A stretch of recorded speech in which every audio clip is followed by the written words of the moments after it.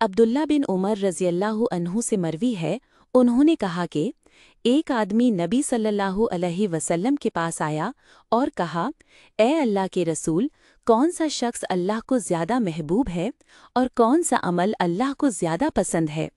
رسول اللہ صلی اللہ علیہ وسلم نے فرمایا، لوگوں میں سب سے زیادہ محبوب اللہ کے ہاں وہ شخص ہے جو لوگوں کو سب سے زیادہ نفع دینے والا ہے، اور اللہ کو سب سے زیادہ پسندیدہ عمل وہ خوشی ہے جو مسلمان کسی دوسرے مسلمان کو دے، یا اس سے مصیبت دور کرے، یا اس کا قرض ادا کرے، یا اس کی بھوک ختم کرے۔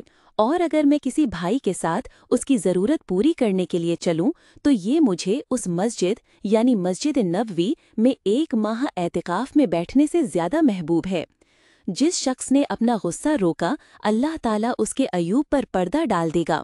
جو شخص اپنے غصے کے مطابق عمل کرنے کی طاقت کے باوجود اپنے غصے کو پی گیا، اللہ تعالیٰ قیامت کے دن اس کے دل کو امید سے بھر دے گا۔